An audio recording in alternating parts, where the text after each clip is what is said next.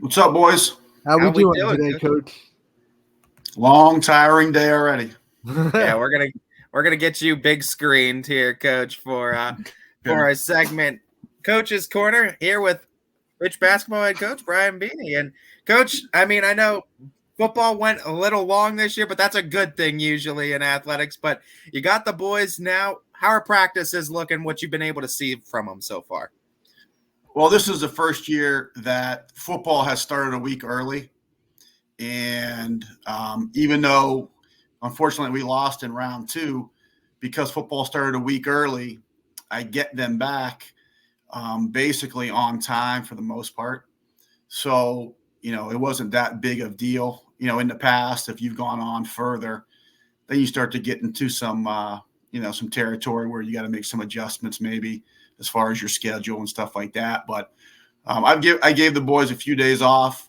Some have come back already, but everyone's coming back tomorrow to start. So we're not fully equipped yet with our full roster, but we're about 95% there.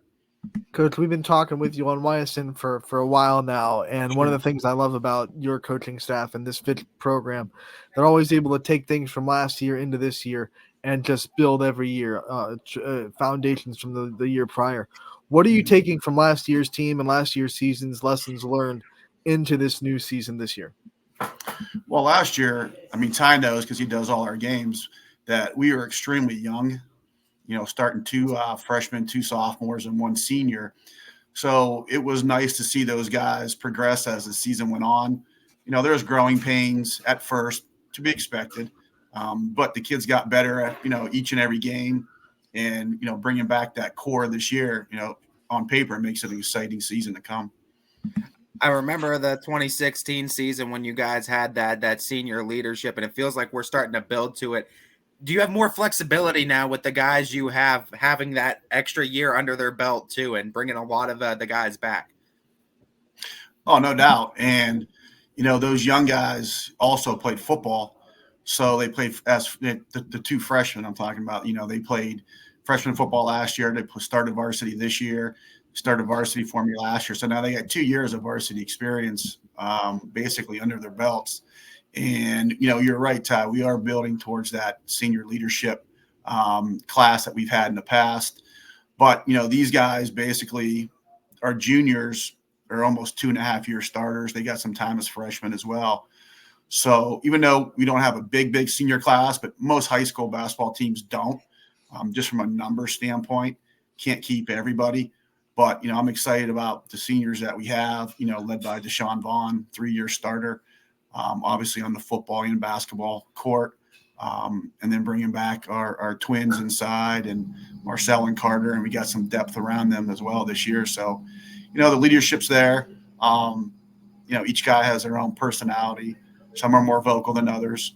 Sometimes the younger guys are also leaders too, which in the past that sometimes wasn't the case. But, in today's athletics, the younger kids get thrown into the fire right from the get-go. So, they learn pretty quickly. Coach, when you think about your schedule, obviously we'll start with the AAC and the league that you're in. Very competitive league, not as big as some others, but very competitive in boys basketball.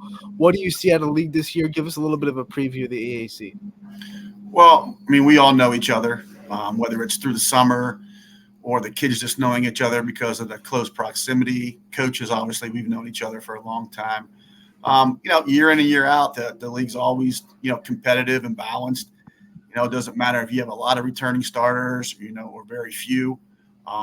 Every time you step on the court, nothing's guaranteed. And the familiarity with the kids and the coaching staffs, make each game very competitive. Canfield's got guys back. We've got a lot of guys back. Howland's got some back, Boardman and Warren. So, each team has, a certain amount back core-wise.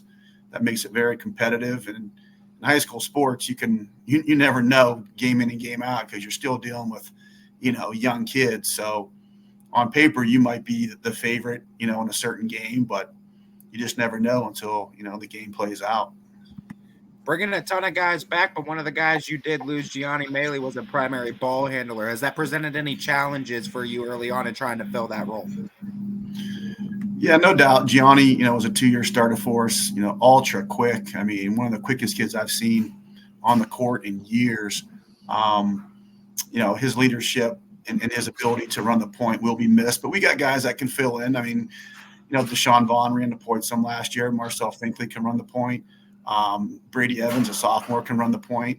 In today's basketball, it's so much basically like positionless basketball where in the past you were kind of maybe locked into certain positions, but now most kids can play multiple positions. So, even though we lose Giany and he was a pure point guard for us, we feel good about other guys stepping up and, taking on that role that he vacated. You talked about how familiar you were with your conference teams, but the good thing about having a smaller AAC is you get to go out and test yourself with a non-conference schedule every year. Who are some teams that pop up outside of the AAC that you're really excited to go up against? Oh, geez. How much time you got? Last year we were like in the top 15 in strength of schedule in Division I. And my coaching mentality is that, being Division I, you have to go challenge yourself. You can't, sure, you can pad your schedule and you can get a lot of wins. And then come first round of playoff, you get your butt kicked because you weren't prepared for the teams you're going to see down the road. So we've challenged ourselves for many years now. And we play some very good teams, but I'm just kind of looking up here on my board for the schedule. We got teams like Canton Glen Oak. We play a team from West Virginia, Lindsley Academy. We play Erie Cathedral Prep. Conference games. We go down to Newark, we go down to Ohio Dominican and play in a classic called Battle of 614 versus Newark. We come back, we play Ursa, we play Glen Oak. We play defending Division I state champions, Archbishop Hoban. We play Lake. So to say our schedule isn't loaded would be laughable. Not for the faint of heart. Not for the faint of heart. No, that's for sure. That is for sure. But this isn't the first time you've done that. This is the schedule you guys have been doing year in and year out, Coach. Absolutely. But you have to. I mean, again, being Division I, if you don't show those kids those type of teams on your schedule, win or lose, then you're doing your team a disservice. Because when the tournament comes, and if they're seeing that type of team for the first time, they're like a deer in headlights. So my question is, though, with you guys having the winning record then last year, how good of a foundation is that for you guys to build to this year now, having that gauntlet of the schedule stay the same, but a winning record to go off of it? Sure. I mean, it proves to the kids that they can play with anybody. We have the ability, we have the athleticism, we have the size. So, we're not afraid of anybody. That doesn't mean we're better than that opposing team, but when we step on the court, the mentality basically is, we've seen you before, your type of play. And the kids won't back down from that. And, I go back to a couple of years ago when we beat Dover in the tournament and they were like, at one point, like the 5th or 6th ranked team in the state, and they had one loss come tournament time and we beat them. And I remember the guy asking me kind of the same question you did. And I said, no disrespect to Dover, but we've seen teams just like that, and in some cases better. And that just, our schedule built us up for those type of games. We beat Walsh Jesuit last year, who goes on to the regional finals, loses to Hoban. We've seen teams like that. So, and again, that doesn't, we can lose those games, just as easy, but we're not stepping on the court in awe. And I think scheduling those type of teams does your team, a positive instead of playing teams that maybe you will beat and are better than, and you win a lot of games. And like I said, then you get smoked in the tournament. That's just my philosophy. Maybe other coaches are different. I don't know. Coach, before we let you go, I do want to give you the chance to shine a light on your coaching staff and the people that are working behind you to make this Fitch program what it is. Yeah, I have a couple of great, or like a great group of guys, I should say. It starts with, my freshman coach, John Hudson, who sets the foundation, for those incoming freshmen. It's a very difficult job because you're getting them from middle school. And basically sometimes you got to rebuild some things maybe. but he does a great job. He's been with me a long time. Marcus Higgs has been with me for some time now too. And Orville Simons, his son Todd, who is our all-time leading scorer, he's been with me now for some time as well.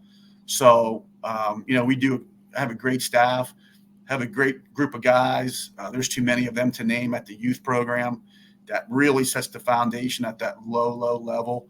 And then a great group of middle school coaches as well. So, it's hard to do, even though, it's tiring at times. And as a head coach, there's a lot on your plate that people don't see, behind the scenes. But, you just can't do it alone. You need a support staff behind you, whether it's your coaches or, like my family at home. It keeps me going for, a long time, however many years I've been doing this. So it's still enjoyable. I like the kids, like the coaches. It's still fun to do. When it's not fun to do, you won't be talking to me on YSN. And then you'll be talking to people. You'll come on and be a commentator. Maybe I'll be a commentator at that point. Exactly. You talk about that love, Coach, and I mean that's just the last question we have for you today. It's my running theme for coaches this year. The love of basketball is another thing bringing you back each and every year. Where did that love start? What do you have a moment, a time period where you remember? Oh boy, I mean, growing up, I was a multi-sport kid. Played multiple things. That's a good question. In high school, I remember when we were young, we'd go to our youth camps, our day camp in the summer that, I still hold today. So that's been going on almost 50 some years. I remember those days. I remember the awards that, we would win and all those things. And then carrying that on to middle school and then high school, playing with all your friends and stuff like that. And, making some memories and, winning the conference championship when we were juniors and, just stuff like that, just playing sports in general at the middle school, high school level, kind of just get a bond with it. And, I'm friends with almost all those guys still today. And it's just kind of sticks with you. And you kind of want to take that, on with you and try to, give that to the kids that, that you're now coaching.